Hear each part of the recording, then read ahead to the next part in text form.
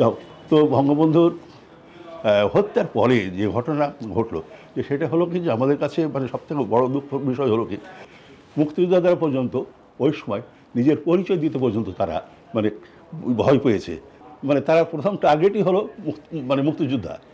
যে ওদের প্রথম উদ্দেশ্য ছিল বঙ্গবন্ধুকে হত্যা করা হলো, চার নেত্রীকে হত্যা করা হলো, এবং আওয়ামী লীগে যারা মানে নেতৃস্থলে তাদেরকে সমস্ত জেলে আটকানো হলো, এবং বাংলাদেশ থেকে মুক্তিযুদ্ধ, আওয়ামী লীগ তাদেরকে এখন নিশ্চিহ্ন করে ধরা, এবং বাংলাদেশকে যেন ভবিষ্যতে আওয়ামী লীগের কোনো নেতারা যেন আওয়ামী মানে মুক্তিযুদ্ধের কথা, স্বাধীনতার কথা বলতে পারে, এবং দেশটাকে পাকিস্তানি একটা কায়দায় ফিরিয়ে নেওয়ার জন্য যারা উঠে পড়ালো। তার প্রমাণ হলো এই যে আমাদের বঙ্গবন্ধু শেখ মুজিবুর রহমান যারা যুদ্ধাপরাধী তাদের বিচার শুরু করেছিলেন, এবং ওই সময় 35,000 যুদ্ধাপরাধীকে উনি জেলে দিয়েছিলেন।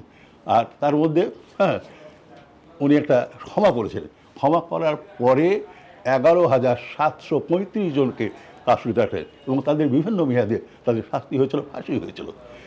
জিয়াউর রহমান ক্ষমতায় এসে তাদের সকলকে মুক্ত করে দিলেন, এবং যারা ওই সময় এই ইয়েকে নিজামি থেকে আর গোলাম আজমকে পাকিস্তানকে নিয়ে এসে এখানে আবার জামাতের সঙ্গে দল করার সুযোগ সুবিধা করে দিলেন, এবং ওই যুদ্ধ মানে বঙ্গবন্ধুর হত্যাকাণ্ডের সঙ্গে যারা জড়িত ছিল তাদেরকে বিভিন্ন অ্যাম্বাসিতে তাদেরকে পুনর্বাসিত করা হলো, এবং সহজ ব্যাপার যাওয়ার একটা পথ করে দিল।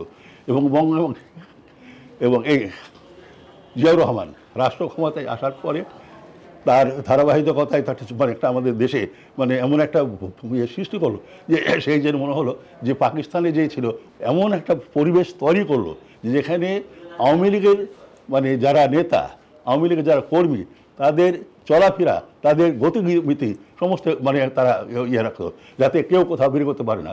এবং ওইখানে আপনার জিয়াউর রহমান এমন তার একটা মানে ওইখানে পরিবেশ তৈরি করলো, যার জন্য তবে তার মানে এই না যে এখানে আওয়ামী লীগের কর্মকাণ্ড বন্ধ ছিল। তারা কিন্তু ভেতর অর্গানাইজ করে বঙ্গবন্ধুর যে আদর্শ এবং যে করছে সেটাকে কিন্তু অর্গানাইজ করার জন্য তারা কিন্তু ভেতরে সমস্ত কাজ করছে। এই বিষয়ে কোনো